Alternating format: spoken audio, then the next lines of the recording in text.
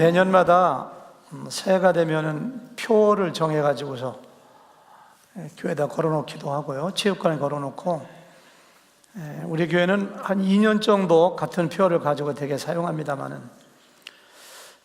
제가 한 지난 9월 달부터 2018년도에는 하나님께서 우리의 신앙의 어떤 부분을 보강하고 어떤 부분을 잘 실행하라고 말씀하실까 기도하는 가운데 제가 표를 정했어요. 표가 뭐냐면은 주어진 사명 발견하여 사명을 이루는 삶, 이렇게 제가 정했어요. 이제 지금이 11월 마지막 주니까 이제 12월 달 다 지나가고 나면은 1월 달부터 이제 이 표를 걸어놓고 다 같이 한번 읽어보실까요? 시작. 주어진 사명 발견하여 사명을 이루는 삶, 이렇게 했어요. 짐승하고 사람이 다른 점이 있다면 여러 가지가 있지만은 사람은 그냥 건강하게 오래 살고 돈 벌고 행복하게 잘 살다가 죽는 존재가 사람이 아니라는 거죠. 하나님께서 사람을 세상에 보낼 때는 반드시 그 사람을 통해서 이루어야 될 일, work, 사명이라고 하시는데 그 사명을 그에게 주어서 그걸 이루게 하시는 거예요. 근데 많은 사람들은 자기의 사명을 깨닫지 못합니다. 얼마나 행복하게 오래 살까, 어떻게 돈을 많이 모을까, 어떻게 사람들에게 존경받으며 살까, 비본질적인 그런 것들에 마음이 쓰이다 보면은 정말로 본질적인 그 사명을 잘 깨닫지 못해요. 이 사명이라고 하는 것은 내가 존재하는 이유이고요. 당신은 왜 살아야 됩니까?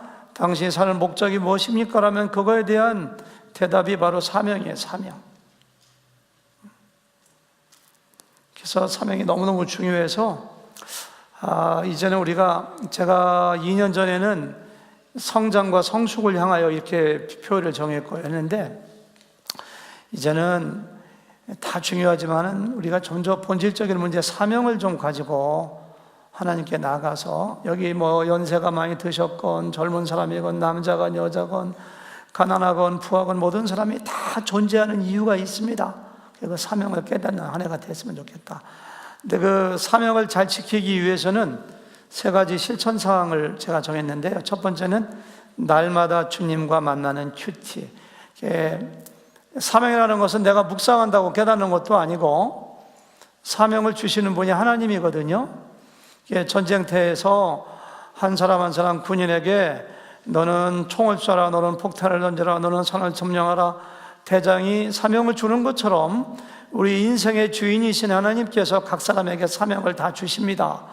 따라서 나의 사명이 무엇인가 깨닫는 것은 하루아침에 깨달을 수 있지만은 날마다 하나님 말씀을 통하여 찬송하며 기도하며 자기 사명을 깨달아가고 그것이 완성되어져 가는 거예요. 그래서 이 사명을 꽉 잡기 위해서는 날마다 주님을 만나고, 지난주에 우리 정명 선교사님 말씀하신 대로 의무가 아니라, 사명이 아니라 따끈따끈한 하나님과의 아름다운 사랑의 관계 가운데서 사랑을 깨닫기 위해서는 날마다 주님과 만나는 큐티를 해야 되겠다 해서 이렇게 제목을 정했어요. 두 번째 실천사항은 하나님이 기뻐하시는 예배. 예배는 예수 믿고 구원받은 모든 하나님의 백성들의 첫 번째 사명이자 예배를 통하여 또 사명을 발견해 나가는 것입니다. 우리 인생의 목적이 하나님을 영화롭게 하고 우리의 입술로 하나님을 찬양하는 것이라면은, 그렇게 위해서 지음받았다면은 하나님을 찬양하고 기도하고 간증하고 하나님의 음성 듣고 모든 것이 집약된 것이 예배. 그래서 예배의 성공이 인생의 성공이고요, 예배의 실패가 인생의 실패입니다. 그래서 내년에는 우리가 정말로 개인이 성공하는 예배 좀 드렸으면 좋겠다. 우리 2부 예배는 참 감사해요. 지각하는 분이 별로 없어요. 오늘 지각하시면 손 들어 보실래요? 이거 봐요. 한 명도 없잖아요. 그래서 정말로 예배는 마음을 다하여 성품을 다하여 정성을 다하여 드려야 되겠는데, 앞으로는 오늘 이렇게 지각 안 하신 것처럼 내년부터는 예배 전에 10분 전에 20분 전에 와서, 아니 청와대에 가서 대통령을 만날래도 오후 2시 만나려면 4시간 전에 들어가야 된대요. 교육받아야 되고요, 준비해야 되고요. 그런데 천지를 창조하시는 왕 중의 왕이신 하나님 만나는데 그렇게 헐레벌떡 맨날 지각하면 되겠어요? 안 되겠어요?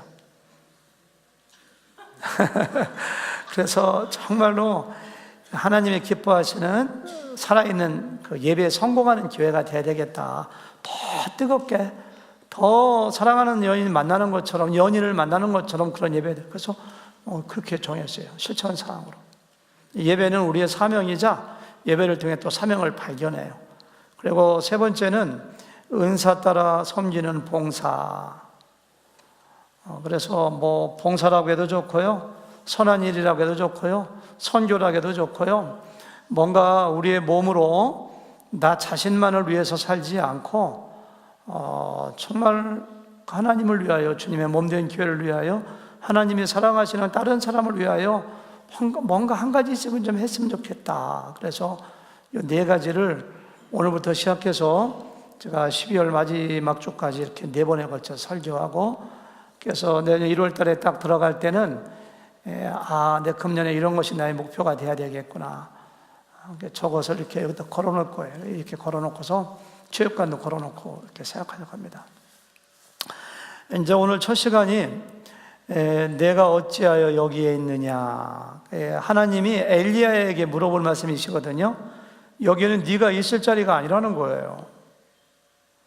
어떤 물리적인 장소만을 의미하는 것이 아니라 내가 가는 길이 어디인가, 내 마음의 상태가 어디인가, 내가 내 인생에서 추구하는 것이 무엇인가, 나의 영적인 위치가 어디인가. 잘못된 자리에 잘못된 것을 추구하면 하나님께서 여러분들에게 인규나 내가 어찌 여기 서 있느냐, 내가 지금 어디 가고 있느냐, 그런 음성을 좀 들었으면 좋겠어요. 오늘이요. 사명에 대한 이야기인데요, 꼭 기억하셔야 됩니다. 예수 믿고 구원받은 하나님의 자녀가 된 우리가 살아가는 목적이 행복하게 살아가는 것이 목적이 아닙니다. 하나님께서 각자에게 주어진 사명을 이루는 것이 우리의 삶의 목적이 되어야 됩니다. 너무도 많은 사람들은, 세상의 모든 사람들은 행복하게 사는 것이 자기의 목적이에요. 예수 믿고 구원받은 사람들도 행복하게 사는 것이 자기의 목적인 경우가 굉장히 많아요. 그건 잘못된 거예요. 우리가 언젠가 한번은 세상을 떠나서 죽음의 다리를 건너 하나님께 가야 되는데요, 우리가 인생을 다 살고 하나님 앞에 서면은 하나님께서 분명히 물어보실 것입니다. 내가 얼마나 행복하게 살았냐, 내가 얼마나 많이 모았냐, 내가 얼마나 건강하게 오래 살았냐, 그런 거 물어보지 않습니다. 하나님은요, 내가 너에게 하라고 맡겨준 일 얼마나 이뤘느냐. 그래서 예수님도 요한복음 17장에 보면 그런 말씀 그렇게 기도하잖아요. 아버지께서 나에게 하라고 하신 일을 내가 다 이루었나이다, 이렇게 했거든요. 여러분과 제가 각 개인마다, 사람마다 하나님께서 맡겨주신 사명과 이루어야 될 몫이 있는데요, 그것을 100% 이루어가지고 하나 죽은 다음에 천국에 갔을 때 하나님께서 얼마나 했느냐 하면, 우리 주님께서 말씀하신 것처럼 아버지께서 나에게 하라고 하신 일을 다 이루었습니다 할 때 착하고 충성된 태가 얼마나 영광 가운데 상급을 받을까요? 근데 그걸 모르고 나서 하나님이 저한테 하러 간 일이 뭐죠? 생각이 안 나는데요. 그럼 얼마나 부끄러워요. 제가 한 반 정도 했는데요, 얼마나 부끄러워요. 그래서 내년 1년 동안은 여러분들이 마음속으로 이렇게 꼭 좀 생각해 봤으면 좋겠어요. 나의 남은 여생 동안에 하나님께서 나에게 어떤 일을 하라고 하시는가 분명히 뭔가 있을 거예요. 그걸 꼭 발견하셔야 돼요. 그것이 삶의 의미이고 삶의 목적입니다. 꼭 그런 삶이 되길 바라고요. 오늘은 엘리야라는 사람을 통해서 하나님께서 사명을 주시는 걸 통해서 같이 한번 은혜를 받았으면 좋겠어요. 구약 성경에 보면은 수많은 선지자가 있는데 가장 대표적인 선지자 2명을 고르라면 모세하고 엘리야입니다. 마태복음 17장에 보면은 예수님께서 변화산에 올라가셔서 2명의 천국에 있는 선지자하고 대화하는데 한 사람은 모세고 한 사람은 엘리야예요. 모세를 통해서 율법을 주셨고 엘리야를 통해서 우상에 빠진 북이스라엘을 심판하고 가장 많은 기적을 행하신 분이 바로 하나님이시고 엘리야예요. 엘리야. 우리가 오늘 열왕기상 19장을 읽었는데요, 혹시라도 교회 나오신 지 얼마 안 되시는 분, 성경을 많이 읽지 않은 분들은 엘리야가 누군가, 엘리야가 네 집 아들인가 이렇게 생각할지 모르지만은 엘리야는요 바로 앞에 보면은 열왕기상 17장부터 나오는데요, 대단한 사람입니다. 그 당시에 북한처럼, 남한 있고 북한 있는 것처럼 남유다가 있고 북이스라엘이 있는데 북이스라엘에 가장 악한, 가장 우상을 많이 섬기고 하나님을 믿는 선지자들을 만나기만 하면 잡아서 죽이는 정말로 악한 그 아합이라고 하는 왕이 있는데, 근데 아합 왕에 대해서 연구해 보면은 어느 정도 하나님을 믿는 사람입니다. 그렇게 악한 사람이 아니에요. 사실은요, 하나님을 경외하고 하나님을 두려워하고 때로는 회개를 하기도 하고 장가를 잘 가야 되는데요, 부인을 잘못 얻었어요. 아합의 부인 이름이 뭐죠? 이시입니다. 이시에게 죄송한데 이세벨. 오시가 아닌 게 천만다행입니다. 근데 이세벨인데 이 사람은 그 이스라엘 여자가 아닙니다. 저쪽에 두로에서 시집온 여자인데, 시집올 때 혼숙감이나 해오면 됐는데 우상을 같이 가지고 들어왔어요. 자기만 믿는 것이 아니라 이스라엘 백성들에게 우상을 퍼뜨리는 선교사로 들어와 가지고 이스라엘 사람들에게 그냥 우상을 믿으라고. 근데 이 우상은 악한 거거든요. 그러니까 하나님의 선지자들을 다 씨를 말려 다 죽여. 근데 그런 왕에게 엘리야가 찾아가 가지고, 찾아가는 것만 해도 목숨이 위험하거든요. 근데 찾아가 가지고 하는 말이, 하나님께서 진노하셔 가지고 3년 6개월 동안 비가 오지 않을 것입니다, 딱 얘기해요. 죽이면 죽는 거예요. 그러니까 대단한 용기와 정말로 신앙의 담대함을 가진 사람이 엘리야입니다. 그런데도 영적인 권위에 눌려가지고 아합 왕이 그를 잡아 죽이지 못합니다. 뒤늦게 내가 왜 못 죽였지, 잡아 죽여야지 이렇게 추적하는데, 그리 시냇가로 가는 그 시냇가에 가서 숨어요. 먹을 것이 있어야지 아무나 까마귀가 고기와 떡 갖다 주나요? 근데 3년 6개월 동안에 하나님께서 까마귀를 보내가지고 그 고기하고 떡을 계속 갖다 줘서 그걸 먹고 살아요. 숨어 살아요. 이스라엘 나라 가면은 까마귀를 굉장히 길적으로, 그 한국은 까마귀 보면 옛날에 어렸을 때 재수 없다고 해서 이렇게 돌멩이 던지고 피해갔거든요. 이스라엘은 까마귀가 최고의 길조입니다. 그래서 그리고 나와가지고 사르밧이라고 하는 동네 가가지고 홀로 된 여인이 있는데 집에 아무것도 없어요. 동네 가니까 나뭇가지를 줍고 있길래 엘리야가 너 나뭇가지를 왜 주냐 물어보니까, 우리 집에 먹을 것이 없어가지고 밀가루 한 움큼 남았고 기름 한 병 남았는데 그걸로 부치게 해먹고 죽으려고 이거 줬습니다. 그러니까 야, 그 떡 해서 나한테 갖고 와라. 참 야박합니다. 그래서 그 한 움큼 남은 밀가루를 해서 이렇게 부치게 김치도 썰어놓고 애호박도 해서 이렇게 해서 갖다 주니까 그걸 먹어요. 근데 하나님께서 그 엘리야 통해서 이 집에 밀가루와 기름이 떨어지지 아니하리라, 그런 기적을 보여주세요. 얼마 있다 그 아들이 죽어요. 사르밧과부의 아들이. 근데 아들을 기도해서 살려줘요. 그리고 얼마 있다가 3년 6개월 지나가지고 이제 비가 오기 시작할 때 그 나라의 우상을 섬기는 그 바알신을 그 선지자들 850명을 모아놓고 갈멜산 꼭대기에서 영적인 대결을 벌여서 하나님께서 승리하게 하셔가지고 엘리야가 제사 지낼 때 불이 확 살아가지고 850명의 이방 선지자를 다 죽입니다. 영적인 어마어마한. 그러니까 앞에 17장과 18장에 나오는 엘리야는 하나님의 뜻을 이루는 담대한 사람이요, 신앙의 거장이요, 영웅이요, 사명 따라 사는 사람이요, 정말 위대한 사람인데요, 18장 마지막에 보니까 아방이 자기 부인한테 가서 치마폭에 노는 사람이니까 왕이 여보 큰일 났어, 엘리야하고 우리 선지자 850명 싸웠는데 850명 다 죽었어. 그렇게 하니까 그래!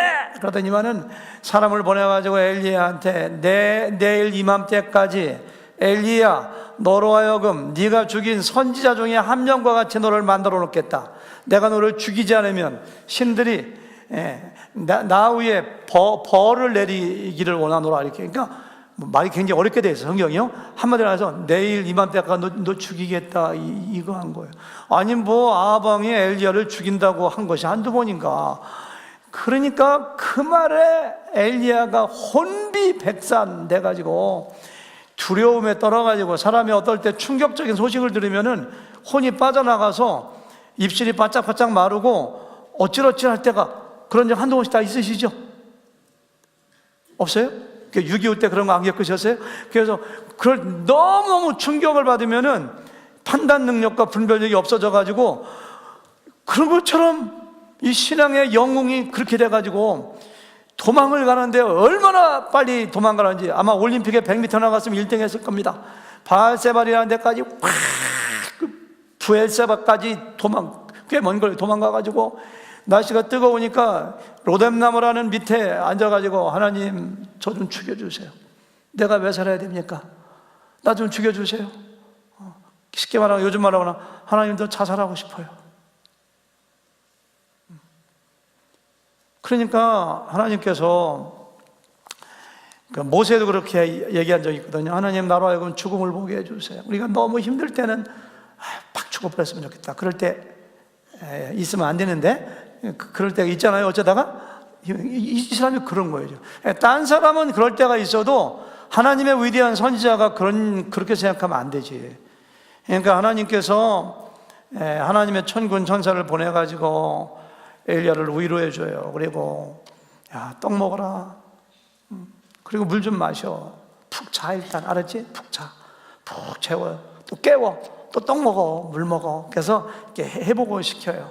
하나님이 가라고 했는지 본인이 갔는지 40일 동안을 터벅터벅 남쪽으로 걸어가지고 저 이집트 시내산, 호렙산하고 똑같은 산인데요, 거기 이렇게 가보면 굴이 굉장히 많아요, 산에. 근데 그 굴 속에 들어가서 혼자 우울증 걸려가지고 그 눈에 눈동자도 풀려서, 성경에 안 나왔는데 그랬을 것 같아요.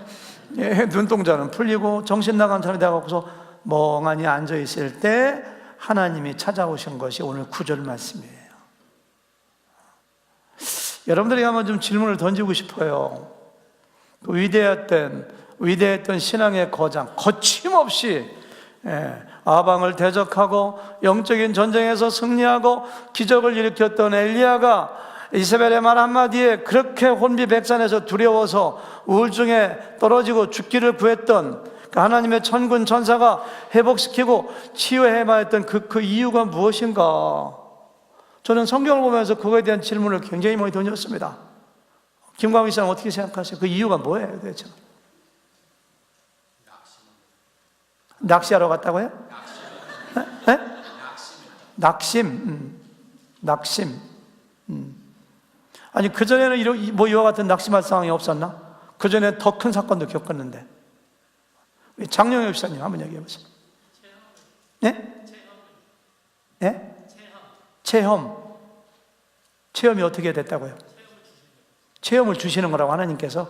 예, 아유, 탁월하신 아주 감사합니다. 우리 데이빗 김영재님 같은 생각이에요? 그게 무슨 뜻인데? 그 한번 얘기 좀 해보세요. 체험이 그게 무슨 뜻이길래 어떻게 생각이 똑같으셔?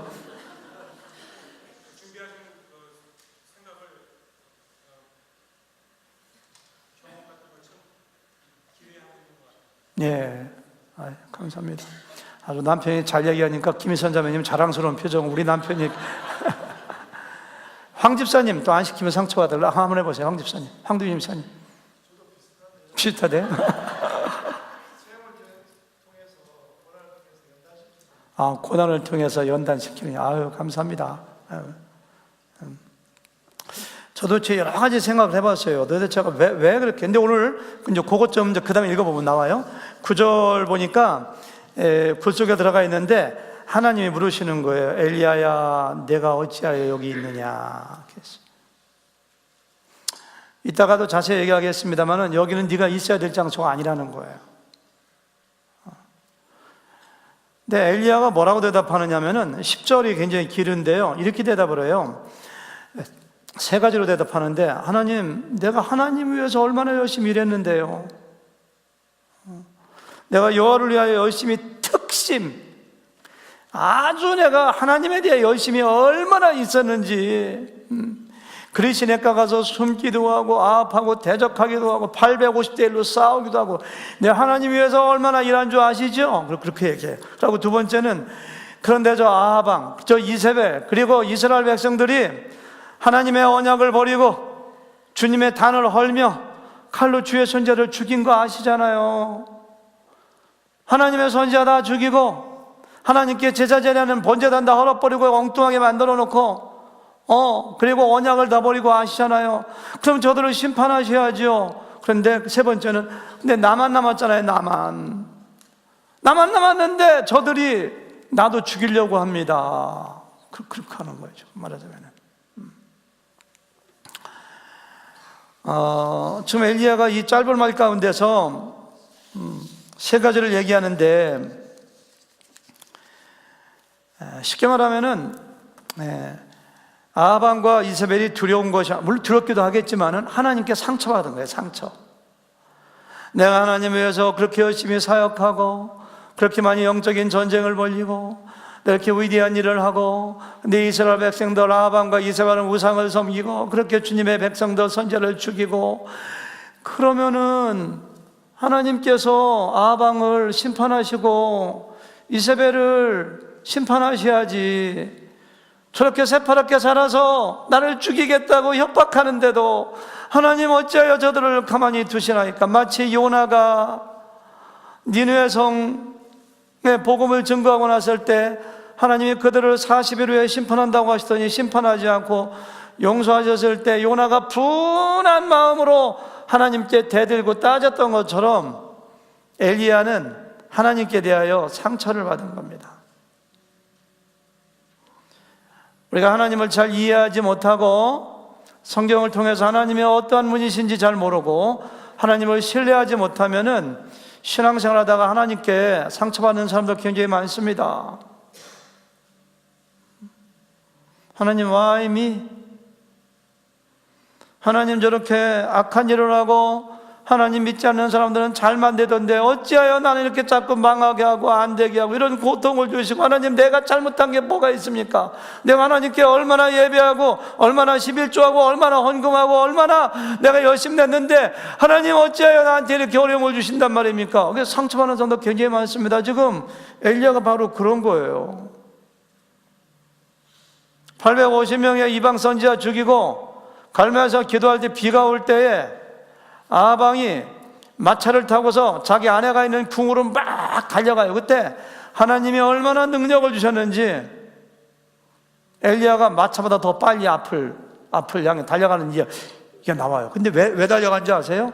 850명의 이방 선지자를 하나님이 죽였으니 아방과 이세벨을 어떻게 처리하시나 보자 갔더니 처리는커녕 새파랗게 건강하게 살아가지고 화장도 짙게 하고 궁궐에 앉아가지고 왕궁에 앉아가지고 엘리야를 죽여버리겠다고 하니까 상처받아가지고 삐쳐가지고 하나님 나 몰라 해갖고서는 빨리 가서 삐쳐가지고 상처받아가지고 있는 모습이 바로 저는 엘리야의 모습이라고 믿습니다. 그러니까 11절 이하에 보니까 굉장히 이해하기 어려운 대목이 나와요. 하나님께서 그에 대하여 이렇게 얘기를 하세요. 여호와께서 가라사대 너는 나가서 여호와의 앞에서 산에 섰으라. 그러니까 굴 속에 있잖아요. 너 나가 산에 서 있어봐. 여호와께서 지나가시는데, 참 이상한 표현이죠. 굴 앞에 산에 서 있는데 그 하나님께서 지나가시는데 여호와 앞에 크고 강한 바람이 산을 가로, 바람이 얼마나 센지 산을 가르고 바위를 쪼개. 그 가운데 여호와는 계시지 아니하시고 바람 후에 지진이 있으나 지진 가운데 여호와 계시지 아니하며 또 지진 후에 불이 있으나 불 가운데 여호와 계시지 아니하더니 불 후에 세미한 소리가 있는지라. 처음에 뭐가 지나갔죠? 바람. 얼마나 바람이 센지 바위하고 산을 갈라버려요. 두 번째 뭐가 지나가죠? 지진. 이번에 포항 났잖아요. 얼마나 지진이 무서운지. 그 가운데도 안 계셔요. 세 번째는 뭐예요? 불. 그 가운데도 안 계세요. 나중에 언제 계시는 거예요? 세미한 음성 가운데 하나님의 음성이 들리는 거예요. 이게 도대체 뭘 상징할까? 바람과 지진과 불은 하나님의 임재와 하나님의 심판과 하나님의 능력을 상징합니다. 여러분, 모세가 시내산에서 하나님을 만나는데 가시떨구나무에 불이 붙었을 때 만나거든요. 성령이 임하실 때 불같이 불의 혀같이 갈라지는 게 보였거든요.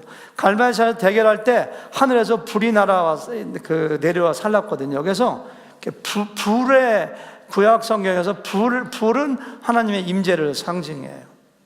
바람도 역시 마찬가지입니다. 홍해를 뭐예요? 동풍이 불어와 바다를 말렸다고 했거든요. 그리고 동풍이 불어와가지고 메추라기를 떨어지게 했거든요. 바람은 하나님의 능력이에요. 지진도 마찬가지입니다. 지진은 하나님의 심판이에요. 심판. 그래서 이스라엘 백성들이 가나안 땅 들어갈 때 음행을 했을 때 땅이 갈라져 수만 명이, 지진이 나가지고 수만 명이 죽었거든요. 그래서 바람과 지진과 불은 하나님의 임재와 하나님의 능력과 하나님의 심판을 나타내는데 그 가운데 하나님이 안 계셨다는 거예요. 그 가운데 계셔야 되는데. 달라스에 있는 여기 달라스 신학교의 유명한 구역학 교수인데요, 토마스 컨스터블 교수는 이 대목을 이렇게 설명해요. 잘 들어보세요. 하나님이 엘리야에게 주시려고 하는 메시지는 하나님이 과거에는 그리시네가 사르밧과 부칩 그리고 갈멜산에서 하나님의 능력을 극적인 방법으로 계시하시며 일을 하셨다면 이제부터는 덜 적극적인 부드러운 방법으로 엘리야를 사명을 주시고 사용하시겠다. 이제까지는 불과 같은 바람과 같은 지진과 같은 막 그런 능력을 통해서 막 역사하셨다면 이제부터는 세미한 음성을 통해서 엘리야를 사용하시겠다는 메시지다. 이렇게 유명한 교수가 얘기했고요. 유명한 추석학자 매튜엘리는 엘리야는 때로는 지진과 바람과 불 같은 능력으로 백성들을 심판하고 깨우치기도 하고 했지만 이제부터는 조용하고 낮은 목소리로 백성들을 설득하고 깨우침을 말씀하신 것이다. 믿음은 하나님의 말씀을 듣는 것에서 오기 때문에 이렇게 주석을 했어요. 그러니까 이런 거예요. 하나님께서 말씀하시는 거예요. 바람이 하나님 안 계셔. 지진이 있는데 안 계셔. 불 있는데 안 계셔. 하나님이 나는 능력과 권세와 모든 걸 다 심판을 가지고 할 능력이 있다. 너로 하여금 3년 6개월 동안 비를 오지 않게 선포하기도 하고 비가 비를 오게 하기도 하고 850명을 죽이기도 하고 죽은 자를 살리기도 했지 않느냐. 그러나 나에게 그와 같은 성품만 있는 것이 아니다. 아방과 이스라엘 그리고 죄지은 모든 이스라엘 백성들에게 기회를 한번 더 주고 싶다. 가서 조용한 말씀으로 새로운 사명을 받아 사역을 감당해라. 내가 여기 왜 이렇게 절망하고 있느냐? 그렇게 위대한 능력을 가진 하나님이 너희 뒤에 있지 않느냐, 이곳을 떠나서 가서 사역을 감당하라. 이게 그런 뜻이라 저는 그렇게 봐요. 그렇게. 엄정 목사님 감사합니다. 이렇게 아멘 해주셔가지고. 근데 엘리야가 그것을 이해했느냐 하면 이해를 못했어요. 엘리야가 무슨 뜻인지를 몰라요. 그러니까 13절에서 하나님이 또 물어봐요. 엘리야야, 똑같아. 토시아나한테 내가 어찌하여 여기 있느냐 또 물어봐. 하나님, 엘리야야 내가 어찌 여기 있느냐. 그러니까 14절 보니까 토시아나한테 들리고 똑같은 얘기. 저가 대답하여 하나님, 내가 하나님께서 열심히 특심하오니. 아까 했던 얘기 똑같이 또 해요. 똑같은 말을 반복해. 그러니까 엘리야가 이해를 못해요. 그러니까 하나님께서 드디어 직접 말씀하세요. 이게 15절부터 나오는 것이에요. 17절까지. 야, 너 일어나가지고 하사엘에게 가서 기름 부어 시리아의 아람 나라의 왕이 되게 해라. 이렇게 해요. 누구한테? 하사엘. 딴 나라의 왕을 네가 기름 부어라. 그리고 예후에게 가서 기름 부어 이스라엘 왕이 되게 하고, 엘리사에게 기름 부어 네 후계자 삼어라. 이렇게 세 가지예요. 사람을 세우라는 거예요. 시간이 없죠. 자세히 얘기 못하지만요, 하사엘, 예후, 엘리사는 아합과 이세벨을 심판하고 우상을 섬기고 죄악을 범하는 이스라엘 사람들을 심판하는 도구로 쓰였던 사람들이 바로 누구예요? 하사엘, 그리고 뭐예요? 예후, 그리고 누구예요? 엘리사예요.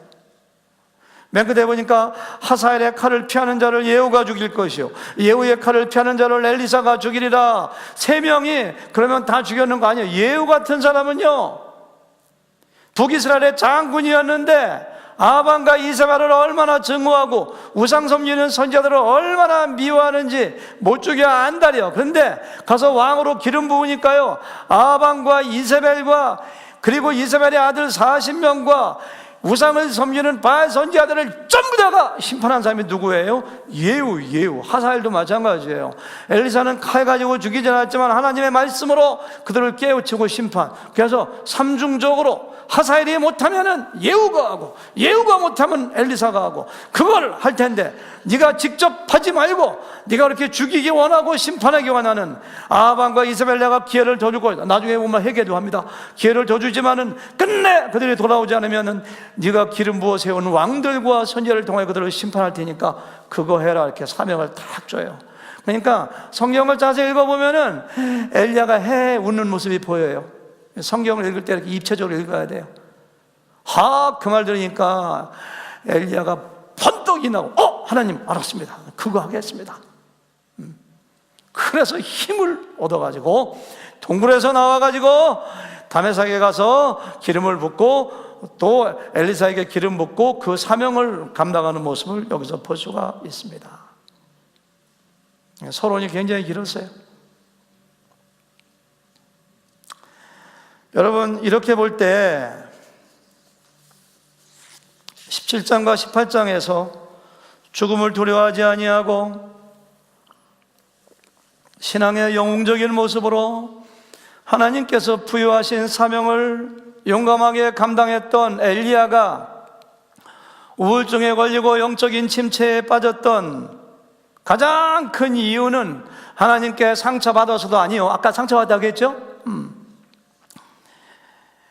진짜 이유가 무엇이냐? 자기가 살아야 될 이유를 알지 못한 거예요. 그러니까 죽게 달라고. 다시 말해서 내가 무엇을 위해서, 내가 할 일이 무엇인가를 몰랐을 때 그에게 영적인 침체가 오는 것을 여기서 알 수가 있어요. 하나님께서 그에게, 제가 왜 이렇게 결론 내리느냐? 하나님께서 그에게 내가 해야 될 일이 무엇인가 사명을 정확하게 하사엘에게 기름 부어 왕으로 삼고, 예후에게 기름 부어 왕으로 삼고, 엘리사에게 기름 부어 네 후계자 삼으라고 해야 될 일을 정확하게 깨우쳐 주니까 거기서 힘을 얻어가지고 그 먼 길을 다시 올라가서 그 일을 완수해내고 남은 여생을 열심으로 살다가 죽음을 보지 않고 하나님 나라에 간 사람이 엘리야 아닙니까? 그러니까 사람이 무슨 힘으로 살아가는가? 우리 어머니, 할머니들은 밥 먹는 밥심으로 살아간다고 할지 모르지만은, 사람이 살아가는 것은요, 내가 살아가는 이유, 내가 해야 될 사명을 깨달을 때 거기서 보람도 느끼고, 거기서 가치도 느끼고, 거기서 미닝, 의미도 느끼고, 그래서 그것이 이끌어가는 삶이 진정한 의미 있는 삶이라는 것을 엘리야를 통해서 우리에게 알려주는 겁니다. 여러분, 사람이 자기에게 주어진 사명과 목적을 깨닫지 못할 때 영적인 침체에 빠집니다. 비전이 없으면 사람이 살아갈 힘을 잃어버리고 마지. 꿈과 비전이 없는 사람은 우울증에 빠지기가 쉬워요. 여러분, 왜 이렇게 작은 일에 마음 상하고 아무것도 아닌 일에 상처를 쉽게 받는 이유가 뭔지 아세요? 하나님이 부여해 주신 사명을 발견하지 못하고 그 사명을 따라가는 것이 아니라 행복을 따라 살기 때문입니다. 사람은 자신도 모르게 자꾸 자신의 뜻을 이루려고 하고 자기 자신을 실현하려고 하고 사람들에게 존경받고 인정받고 그러다 보니까 안 되면 쉽게 쓰러지고 좌절하고 애겠던 것처럼 낙심하고 넘어지고 마는 것입니다. 엘리야가 바로 그런 사람이에요. 말로는 하나님 위하는 것처럼 얘기해요. 근데 사실은 자기를 내세워요. 내가 하나님 위해서 얼마나 열심히 일했는데, 이스라엘 백성은 저렇게 악한데 하나님이 심판하지 않고 나를 죽이려고 해도 내비도 자기를 내세워요. 그게 이루어지지 않으면 억울하고 분해하고 상처받고 좌절하는 것이 사명을 발견하지 못한 사람들의 특징입니다. 여러분, 사명이라는 그런 게 아닙니다. 사명은 그것을 이루다가 죽어도 행복한 게 사명이에요. 사명은 그것을 이루다가 욕을 먹어도 행복한 게 사명이에요. 왜? 사명을 이루는 것이 자신의 존재의 이유이고 인생의 성공이기 때문이에요. 여러분, 사도 바울 같은 사람 보세요. 사도행전 읽어보면은 선교여행을 감당하다가 죽을 고비를 얼마나 많이 넘깁니까? 감옥에 체포되어 가지고 39대 매를 살살 때리는 게 초등학교 때 우리가 맞았던 그런 매가 아닙니다. 그냥 한 대 맞으면 그냥 살점이 떨어져 나갈 정도의 그런 매를 39대씩 5번씩이나 맞아가면서 어떨 땐 돌에 맞아 죽기도 하고 풍랑만 나고 먹을 거 없고 온갖 모욕을 당하고 맞으면서 아마 우리 같으면은 그렇게 더 본다고 하면 아유, 선교는 다시는 못 가 이럴지 모르겠어요. 그런데도 그걸 해요. 그걸 해. 왜? 사명이기 때문에. 그리고 사도행전 20장에서 그런 얘기합니다. 나의 달려갈 길과 주 예수께 받은 사명 곧 하나님의 은혜의 복음 증거하는 일을 마치려 하면은, 나의 사명을 마치려 하면은 나의 생명을 조금도 귀한 것으로 여기지 아니하노라, 이렇게 했습니다. 사명이 그렇게 파워가 있는 거예요. 우리가 왜 교회에서 일하다가 욕먹을 때 그렇게 분해하고 다시는 안 한다고 하는 사람 가끔 우리가 볼 수 있잖아요. 왜 그래요? 자기가 하는 일을 자기 행복을 위해, 자기 뜻을 이루고 자기 실현하기 위해서 하면은 상적 금방 받습니다. 그러나 여러분들이 무슨 일을 하든지 하나님이 나에게 부여해 주신 사명이라고 여긴다면 욕을 먹어도 끝까지 그 일을 해내고야 합니다. 욕먹는 게 문제가 아닙니다. 교회에서 욕먹는 것도 열심히 일하는 사람이 욕먹지, 예배 시간 5분 전에 와가지고 축도 끝나자마자 집에 가는 사람이 무슨 욕을 먹겠어요? 열심히 일하다. 그러니까 사명을 가지고 있는 사람은 그런 게 문제가 안 돼요. 모세 같은 사람, 얼마든지 왕궁에서 편하게 살고 나중에 자기 동족을 살인하고 궁지에 몰렸을 때 도망가서 미디안 광야에 가서 40년 동안 한 가정을 이루고 아들 낳고 딸 낳고 부인 얻어서 행복하게 양치면서 잘 사는데 하나님은 느닷없이 사명을 주시잖아요. 내 백성을 애굽에서 이끌어내라 하잖아요. 처음에는 못하겠다고 난리를 칩니다. 결국은 그걸 자기의 사명으로 받아들여요. 이스라엘 백성들 모세 때문에 해방되었거든요.